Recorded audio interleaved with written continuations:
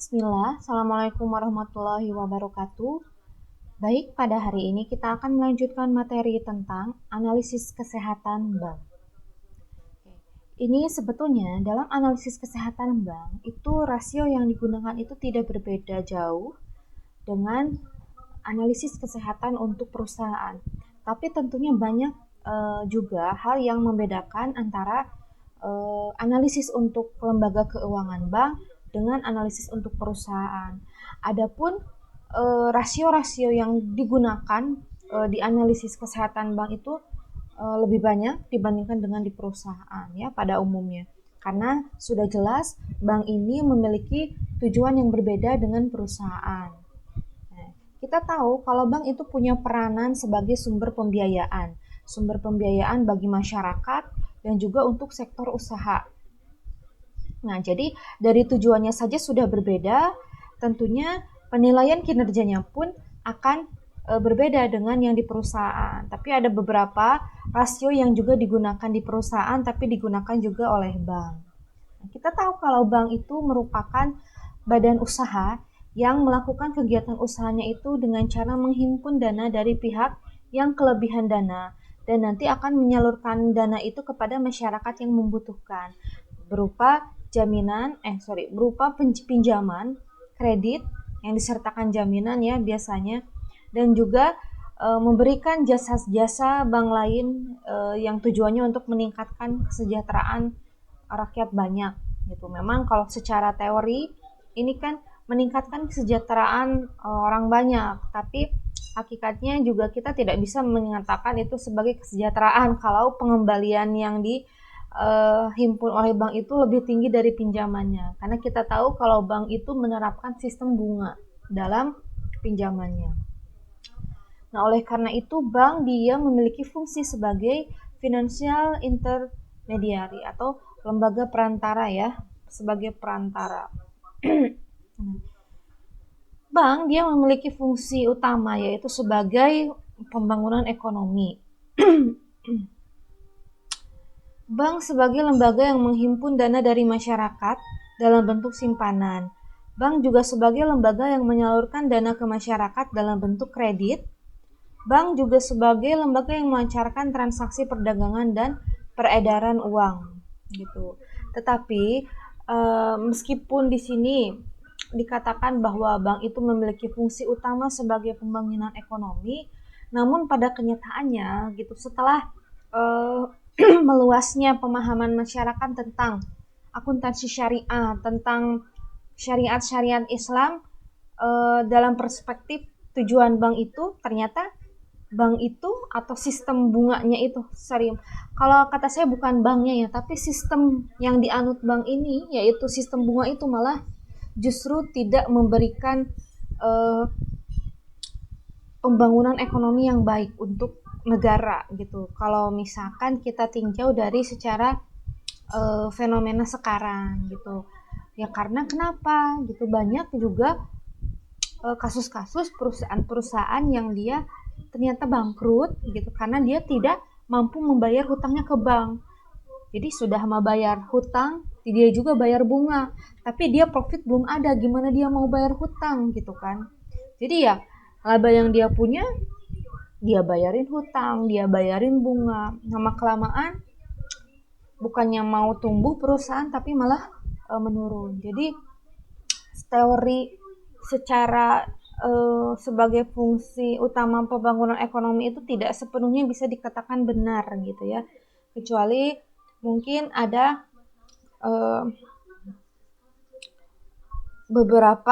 bukan beberapa ya, tapi memang belum ada, kecuali kalau misalkan seandainya Indonesia ini mungkin bisa menerapkan sistem keuangan yang lebih memberikan maslahat gitu daripada banyak bencana gitu atau mudorotnya gitu. Jadi ya kalau saya tidak sepenuhnya setuju kalau bank itu sebagai pembangunan ekonomi kalau seandainya bank ini masih menganut sistem bunga. Nah, ini ada beberapa karakteristik dari bank juga. Tentunya kalian juga sudah pernah mempelajari di mata kuliah bank dan lembaga keuangan lainnya ya, BLKM. Jadi untuk terkait dengan teori saya tidak akan terlalu membahas karena silakan itu kalian bisa baca, dan kalaupun ada yang belum dipahami silakan boleh ditanyakan. Jadi intinya yang kita tahu bahwa bank itu adalah merupakan lembaga perantara antara pihak yang kelebihan dana dengan yang kekurangan dana. Jadi di sini bank sebagai perantaranya. Di antara laporan keuangan bank itu ada laporan keuangan yang memang ditujukan untuk masyarakat. Jadi biasanya laporan keuangan yang sudah GoPub, laporan keuangan yang sudah dipublikasikan gitu, seperti bank-bank yang BUMN, tentu itu biasanya sudah menerbitkan laporan keuangan di Bursa Efek. Ada juga laporan keuangan yang tujuannya itu adalah untuk kepentingan manajemen bank. Jadi biasanya tidak dipublikasikan. Jadi hanya pihak internal bank saja yang mengetahui tentang data-data itu. Jadi tidak untuk dipublikasi. Ada juga laporan keuangan yang nantinya untuk keperluan pengawasan Bank Indonesia. Jadi kalau lembaga perbankan itu kan mereka mendapat pengawasan dari BI. Sehingga setiap bank itu harus memiliki laporan yang keperuntukannya itu ditujukan oleh BI. Jadi ada memang beberapa laporan keuangan yang itu masing-masing tujuannya adalah berbeda.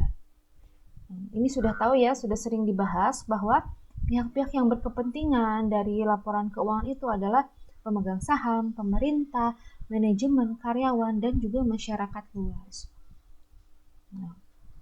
Nah ini pun ada beberapa jenis laporan keuangan bank, tapi tetap ya dari bank pun dia menyesuaikan dengan standar akuntansi keuangan yang berlaku.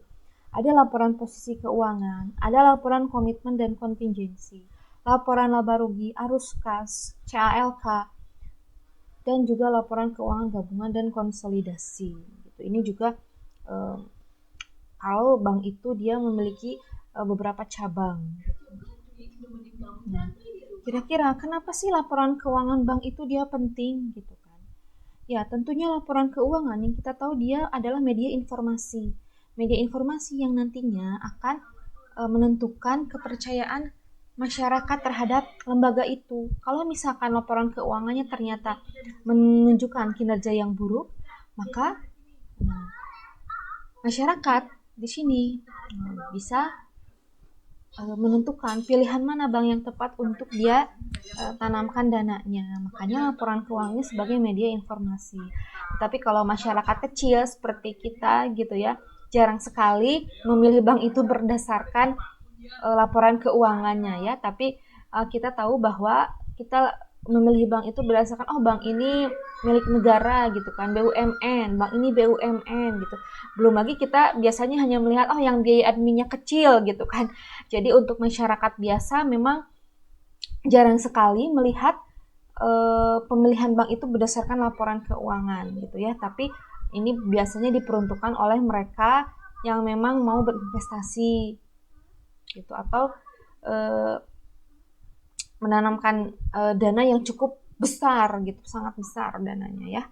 Kalau kita kan seperti paling cuma nyimpen uang 1 juta, 2 juta, enggak yang nyampe triliunan. Nah, dalam bank juga makanya ada analisis rasio perbankan. Jadi ini juga digunakan untuk mengungkapkan bagaimana kondisi keuangan, kesehatan, dan juga prestasi usaha dari suatu bank itu. Jadi bank juga bisa dikatakan sehat, tidak sehat.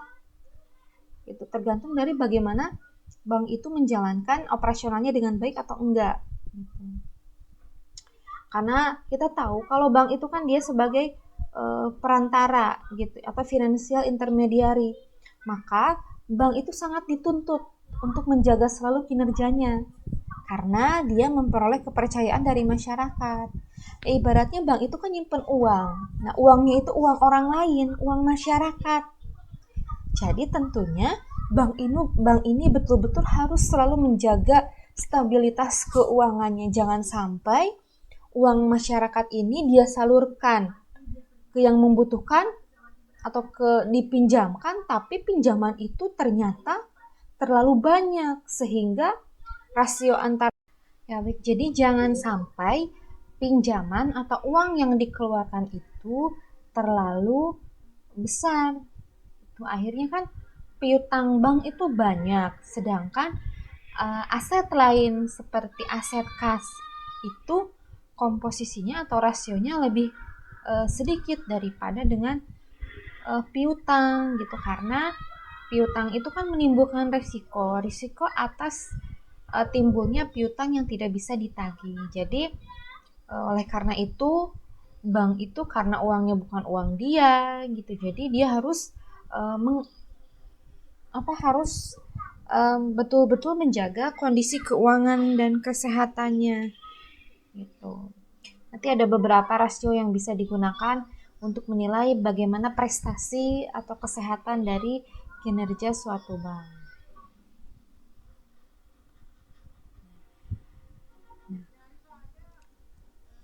Bank itu biasanya menilai rasio itu atau kinerja itu dengan menggunakan analisis rasio Camel gitu ya. Camel gitu. Ini juga sudah diatur dalam peraturan Bank Indonesia. Kalau analisis Camel ini dapat digunakan sebagai penilaian untuk tingkat kesehatan bank. Jadi Camel itu atau singkatannya atau kepanjangannya itu adalah Capital, Asset, Management, Earnings, and Liquidity. Capitalnya modal, aset, penilaian manajemen, laba, dan juga likuiditas. Capital berarti di sini digunakan untuk menilai bagaimana rasio dari kecukupan modal banknya.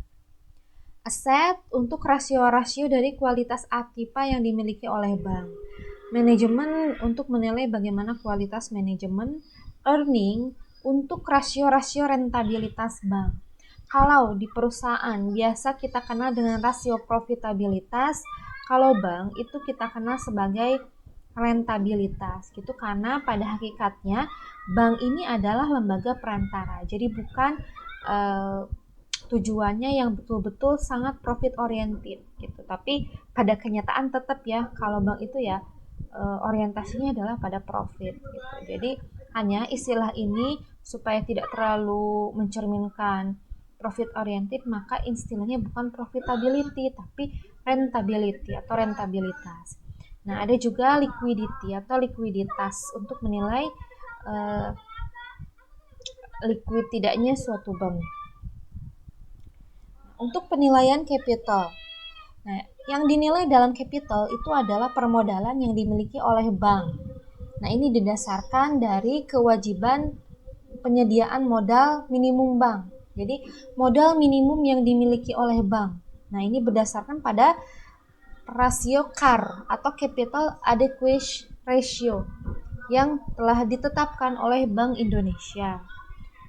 Nah, jadi CAR ini rasio yang memperlihatkan seberapa jauh sih perbankan ini mampu membiayai aktivitas kegiatannya dengan kepemilikan modal yang dimiliki oleh perusahaan.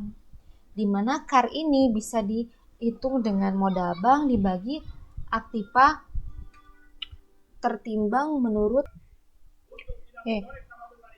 aktiva tertimbang menurut resiko itu biasanya tidak dijelaskan dalam laporan yang sudah dipublikasi, jadi nggak ada nilai angka ataupun penjelasan melalui ATMR ini. Hanya kalau di laporan keuangan yang sudah dipublikasi itu sudah ada nilai CAR-nya gitu. Jadi tidak dihitung rumus seperti ini, tapi langsung ketemu nilai CAR-nya. Karena biasanya informasi untuk perhitungan aktiva tertimbang menurut resiko atau ATMR ini sudah dilakukan perhitungan oleh manajemen bank sendiri, jadi tidak dipublikasikan gitu.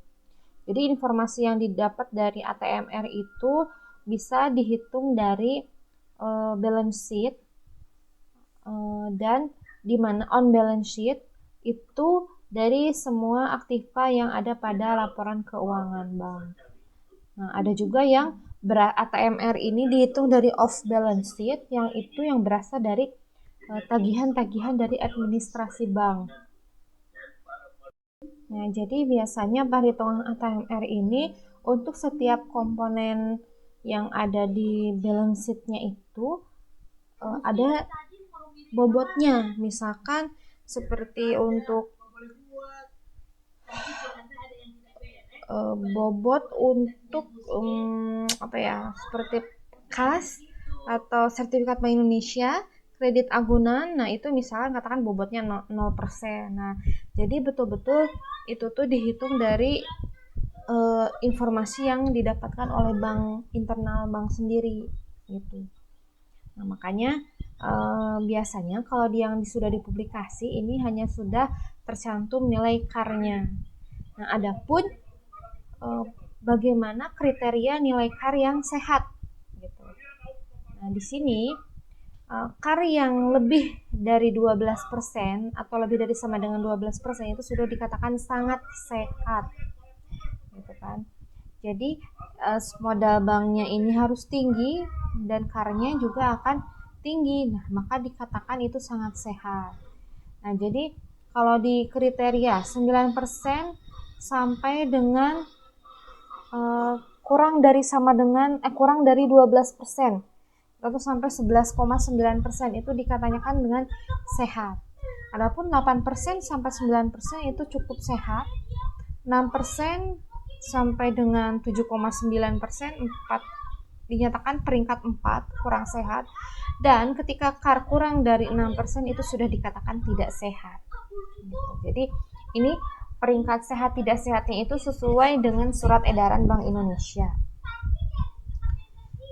Selanjutnya adalah penilaian aset. Jadi aset itu merupakan aspek yang harus dinilai dalam perbankan. Penilaian aset ini harus sesuai dengan tetap peraturan Bank Indonesia. Nah, di mana ini meliputi dari kualitas aktiva produktif, kemudian tolak ukur untuk menilai tingkat kemungkinan diterimanya kembali dana yang ditanamkan dalam aktiva produktif, saham, kredit, atau penempatan antar bank.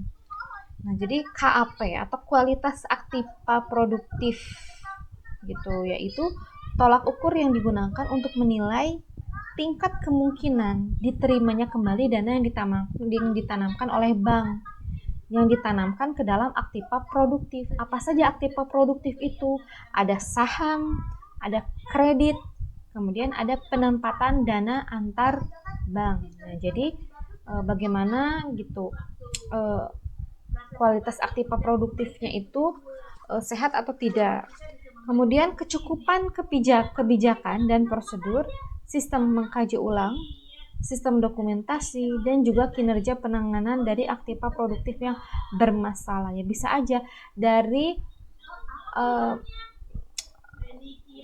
dana yang ditanamkan dalam aktiva produktif itu bisa aja terjadi adanya permasalahan ya, misalkan ditanamkan dalam kredit gitu kan. Nah, itu bisa aja adanya kredit macet. Nah, untuk penilaian KAP atau kualitas aktiva produktif itu merupakan rasio yang mengukur kemampuan kualitas aktiva produktif yang dimiliki bank untuk menutup aktiva produktif yang diklasifikasikan berupa. Jadi aktiva produktif diklasifikasi itu aktiva produktif yang memang dia sudah ataupun akan mengandung potensi tidak memberikan penghasilkan atau yang mungkin nanti akan menimbulkan kerugian gitu. Kayak misalkan adanya kemungkinan piutang tidak tertagih, adanya kemungkinan dari saham yang dibeli itu tidak menghasilkan laba. Nah, itu masuk ke dalam aktiva produktif yang diklasifikasi. Jadi kemungkinan adanya aktiva produktif yang bisa menimbulkan kerugian. Nah, dibagi dengan total aktiva produktif. Nah, maka akan menghasilkan nilai KAP. Gitu. Nilai KAP ini menunjukkan sehat atau tidak sehatnya pun dilihat dari peringkat yang bersumber dari surat edaran Bank Indonesia. Nah, di sini dikatakan sangat sehat itu apabila KAP-nya itu kan rendah ya.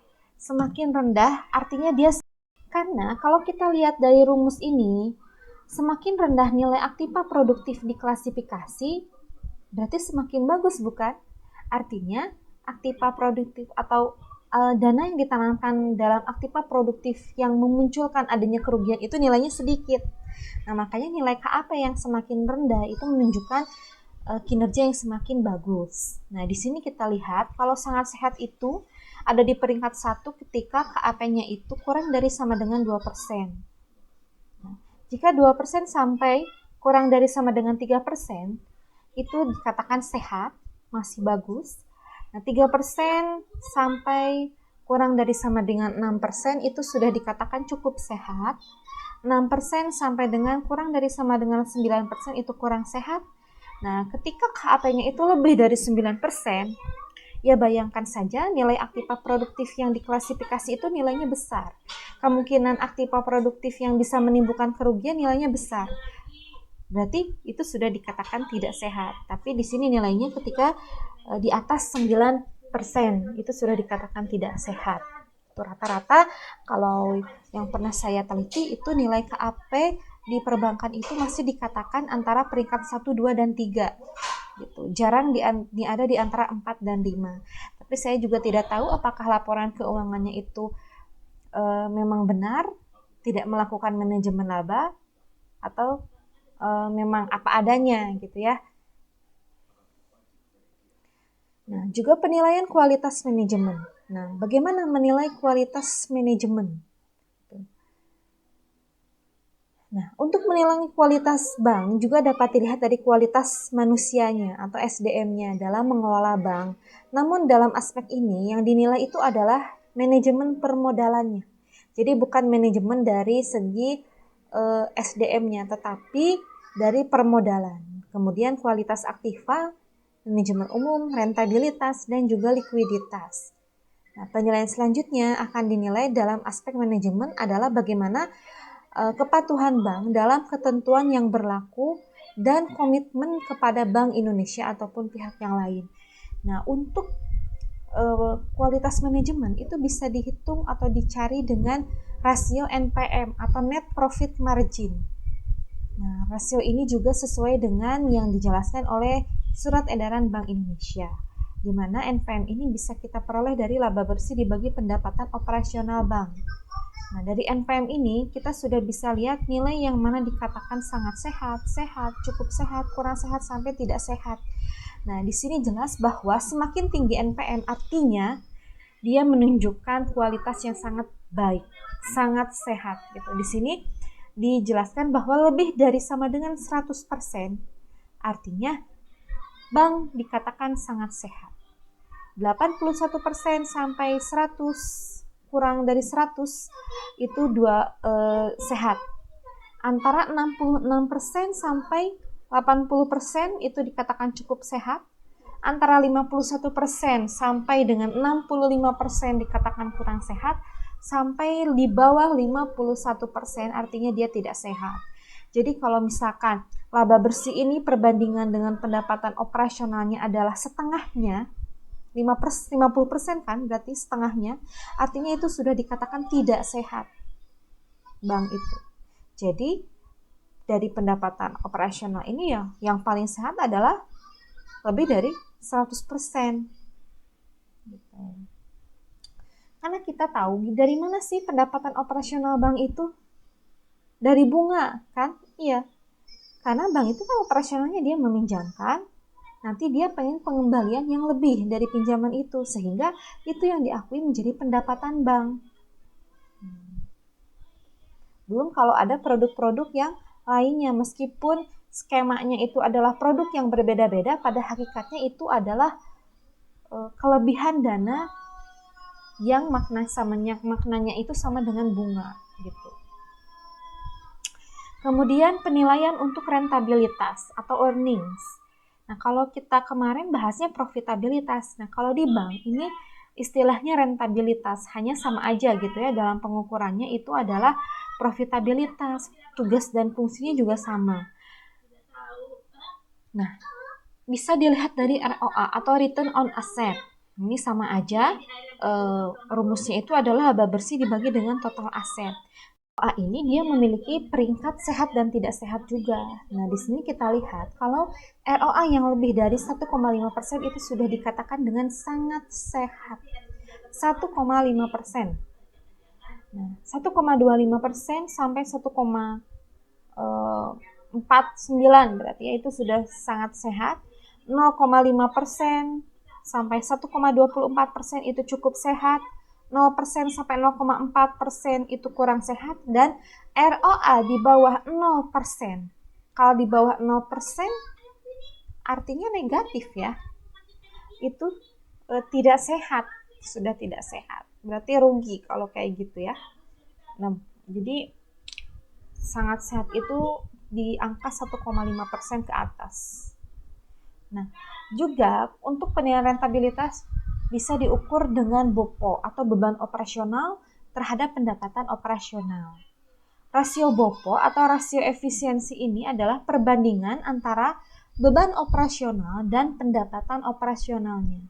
Nah, ini digunakan untuk mengukur bagaimana kemampuan manajemen bank dalam mengendalikan biaya operasional terhadap pendapatan operasional. Jadi gimana sih gitu kan, dari biaya operasional yang dikeluarkan itu bisa menghasilkan pendapatan operasionalnya.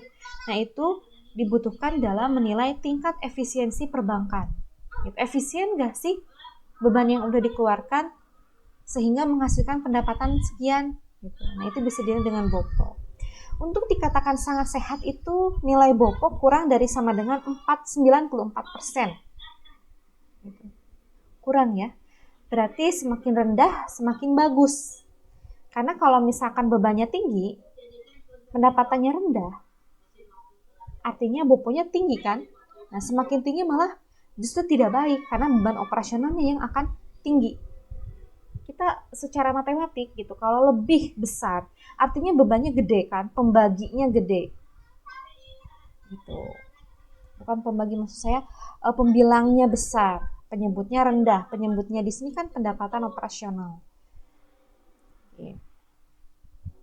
Nah, satu lagi adalah penilaian likuiditas. Bank dikatakan liquid bila bank yang bersangkutan mampu membayar semua hutangnya, terutama hutang-hutang yang bersifat jangka pendek. Jadi bank juga dia punya hutang. Hutang yang gimana sih? Ya dia kalau nyimpan uang, kalau masyarakat menyimpan uang di bank, itu berarti kan pengakuannya hutang. Gitu kan?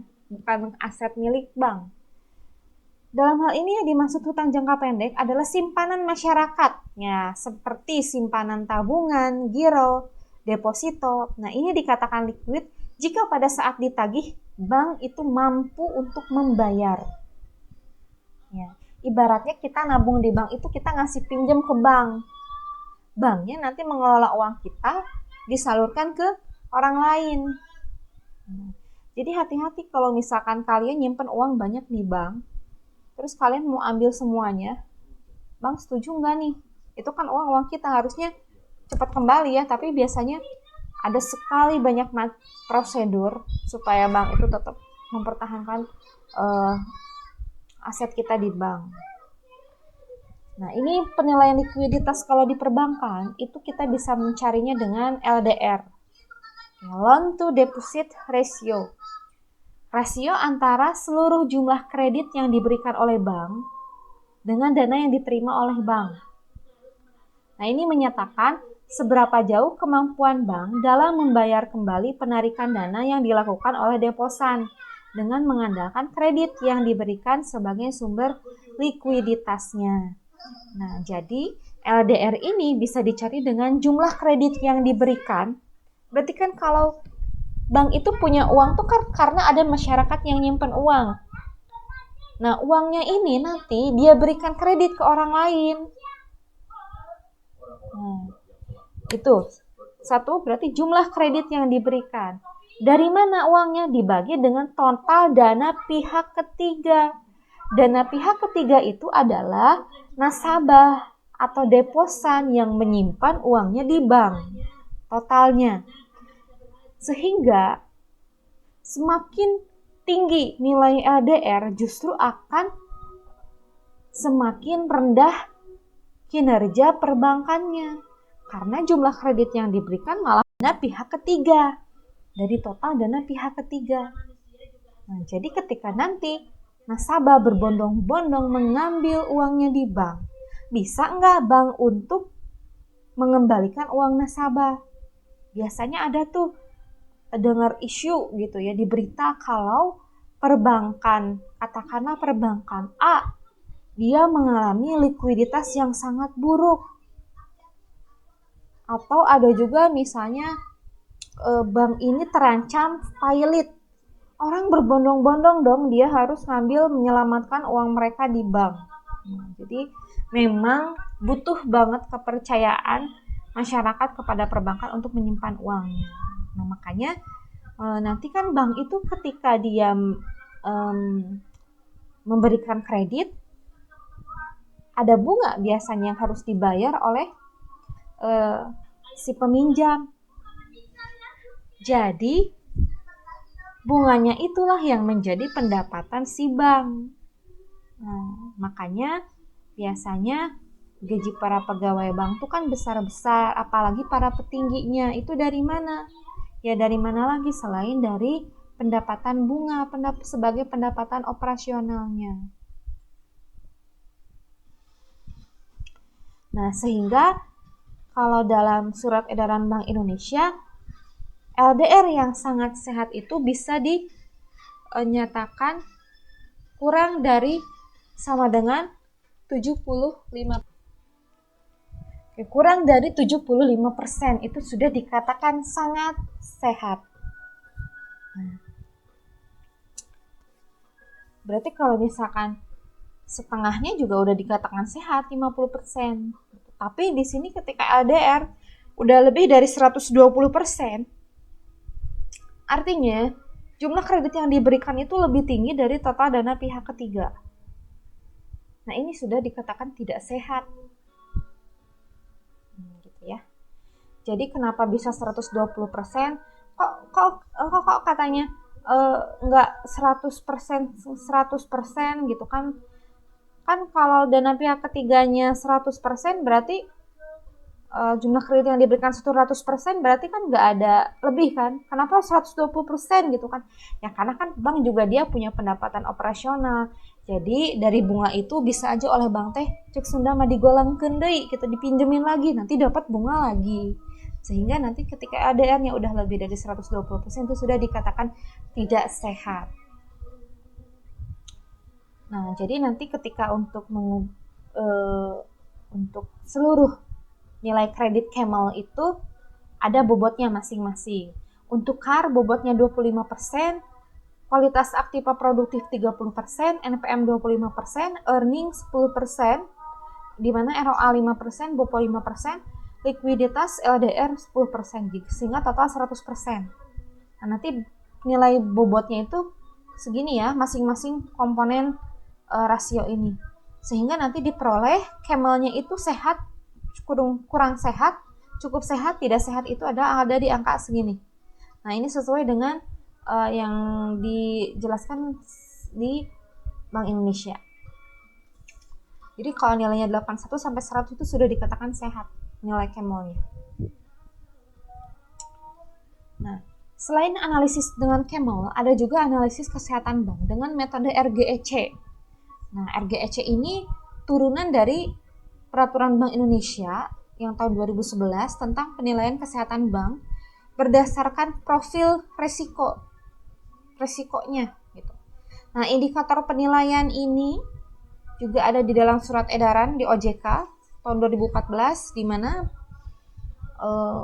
profil resiko sebagai penilaian, good corporate governance, rentabilitas dan juga permodalan. Ini kita skip aja ya.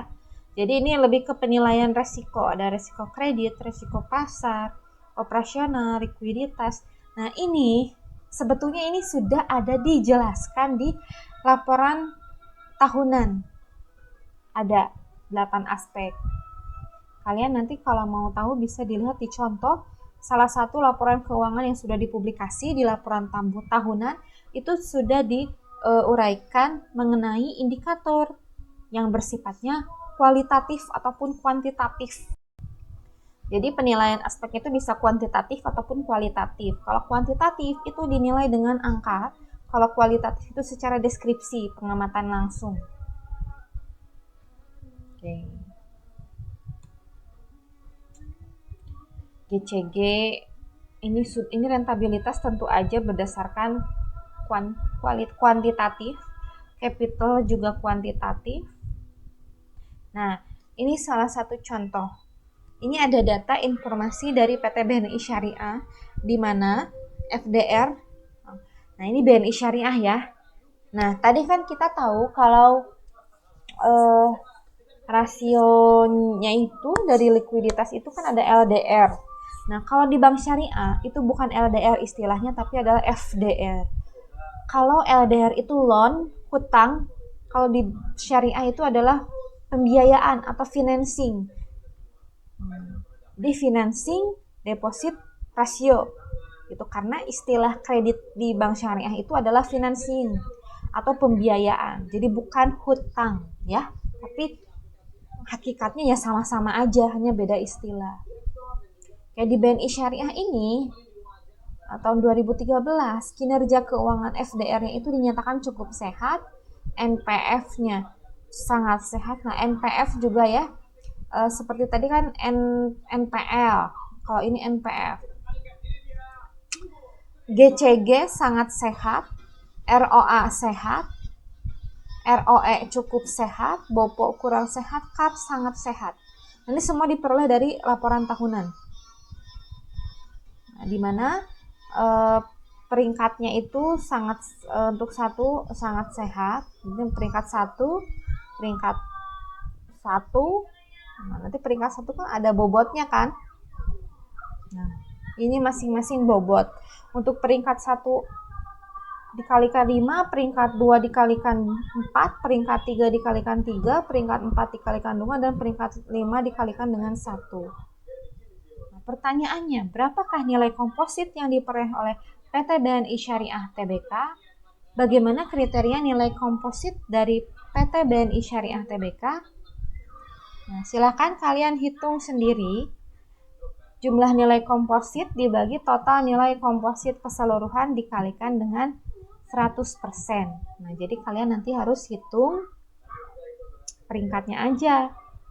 Tadi kan cukup sehat, ada di peringkat 1, nilainya 5. Silakan dikerjakan untuk analisis RGEC. Berarti rumusnya hanya ini ya. Berapakah jumlah nilai kompositnya dan berapa total nilai komposit secara keseluruhan. Nanti ini silakan ditulis di kertas apapun, mangga mau di buku tulis, hasilnya di scan atau di foto, nanti di upload di Google Classroom. Hari ini maksimal jam 12 malam. Oke. Terima kasih.